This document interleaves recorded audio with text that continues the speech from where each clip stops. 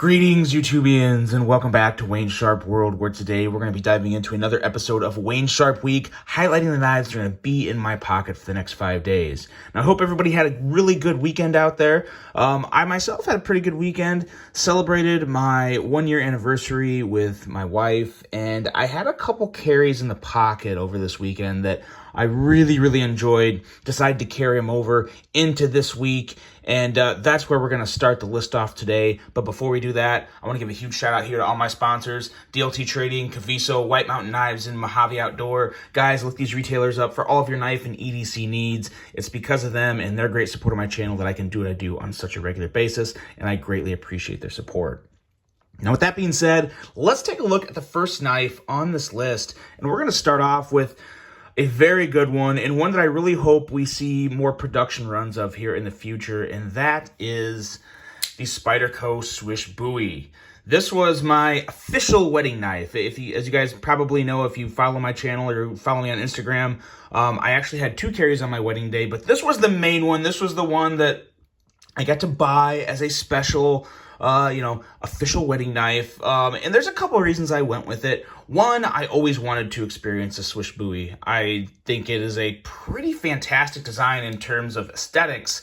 And then there was all these other things that people would rave about that I really wanted to check out. On the contoured titanium handles, the glassy thumb rolling action, the bank vault lockup with the frame lock. And I have to say, it is a very satisfying lockup. When you roll it out, just listen to it.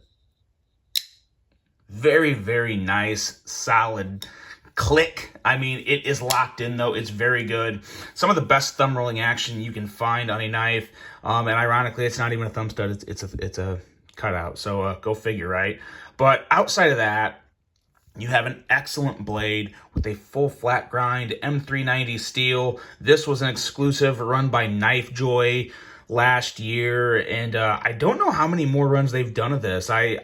My understanding was that there was going to be more, and I think there's been at least one more since the initial first one that they did, but I haven't seen a whole lot more, so I'm not sure.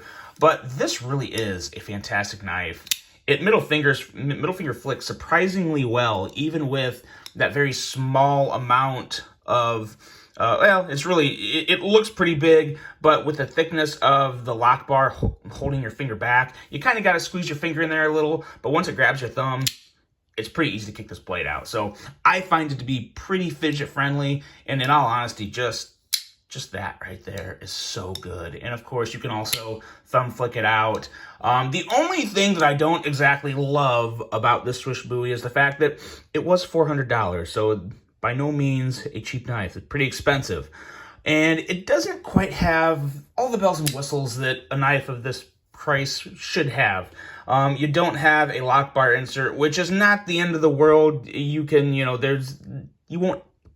not likely to have any issues down the road because there's no lock bar insert. Very unlikely. But there's no over travel stop. And that's what I would really like to see on this. If I had to pick one, I would definitely go with the over travel stop. It really should, in my opinion, have one. But that's really it.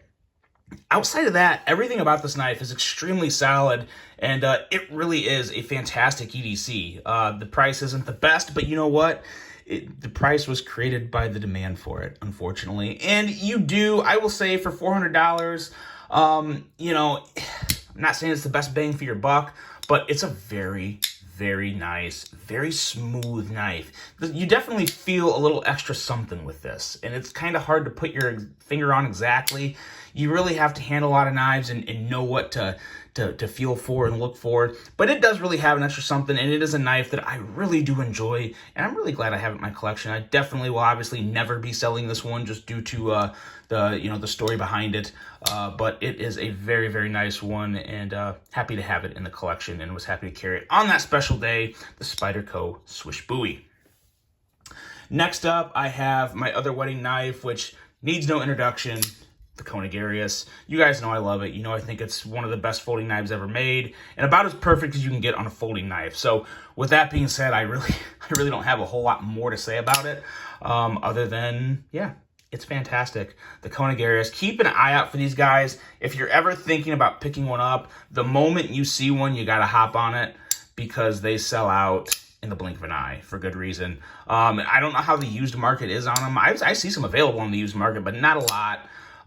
But to get them new, yeah, they sell out in the blink of an eye. I was very, very fortunate to get this one, and really happy I have it, the Konigarius. Now, next up, we have a knife that you've seen a lot on the channel, but not quite in this format, this setup. It's the Titanium Atom, and I've got to say, there's never been a set of scales I've put on a knife that have transformed the knife quite like these titanium scales.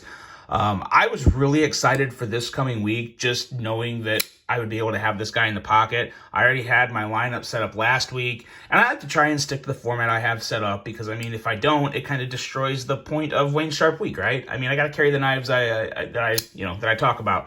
So I had to wait for this week. I did have it in the pocket on the weekend, but yeah, definitely going to be in the pocket this week. It's so satisfying.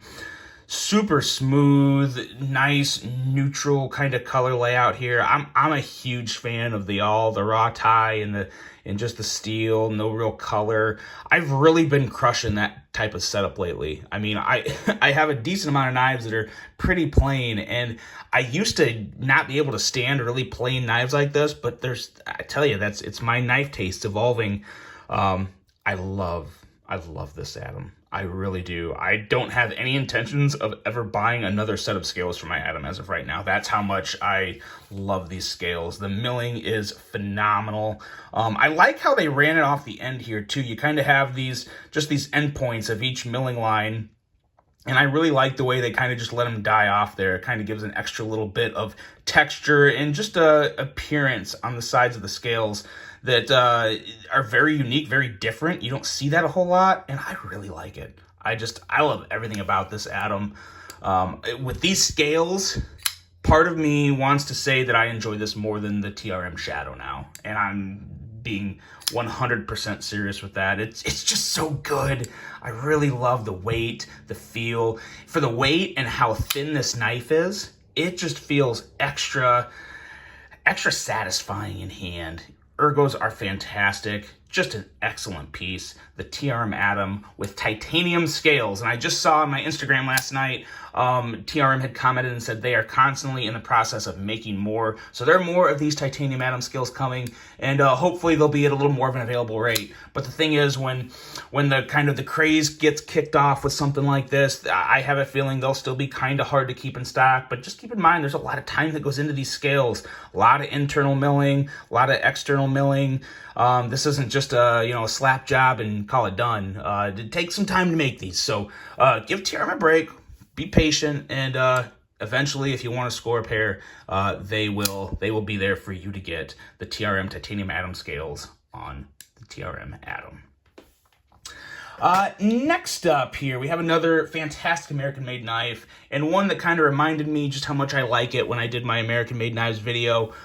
This is the ZT0640, and I gotta say, there is no ZT that has withstood the test of time for me more than this 0640. It's just gorgeous. It's perfect. I love it.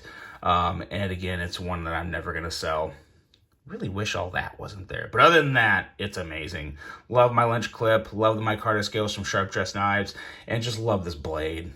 The blade, the action, the deployment methods. I've like I said before, I've never enjoyed thumb disc openers nowhere close to as much as I enjoy this one. Just very easy to kick that blade out, and if I want to front flip, I front flip, and that is why this will be in my pocket on Front Flipper Friday. But just a fantastic knife, and one that is still available to get out there. I would highly recommend it if you're looking at ZT.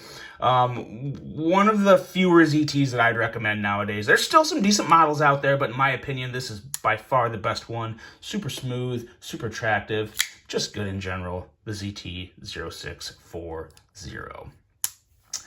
Next up and last up, I have a lot to say about this coming knife, and I have a full review of it coming up later this week, so I won't say a whole lot about it. But this right here is the Axial Shift OTF, and I am thoroughly enjoying this. I'm gonna wait to go over everything and talk about it in my full review, which is probably gonna be I'm thinking somewhere between Wednesday and Friday this week. Got to go back through it, add a few more notes. I got a little more stuff to do with this blade, but yeah, this is very impressive. Very impressive. I will go over all the reasons and points for why it is so impressive during my full review. And there's a lot of controversy going on right now between Axial and Microtech that I don't want to say a whole lot about right now because I personally am still gathering all the information. Want to make sure I don't speak out of line, say something that I might regret. So I'm going to wait. I'm going to get as much information as I can. And if I have enough information, when I go to record my review, I will put it in there. But definitely some things going on there that have my full attention, and I hope I can get more information on it very soon. But in terms of an OTF, this Axial has been very, very impressive, and I really hope to see a lot more from them. Again, touching all those details in the full review, but that is the Axial Shift. So, with that being said, there is this week's lineup, guys. Let me know what you think. Of course, as always, you better tell me what you have in your pockets, because I'm sure everyone's packing some nice blades this week. This is it, guys. We are officially in race week for the Indy 500, and I could not be more excited, and couldn't be more excited to carry these knives this week too. So let me know what you think. Hope you guys all have a fantastic week. Hope you have a great rest of your day, and until the next one, I'm out.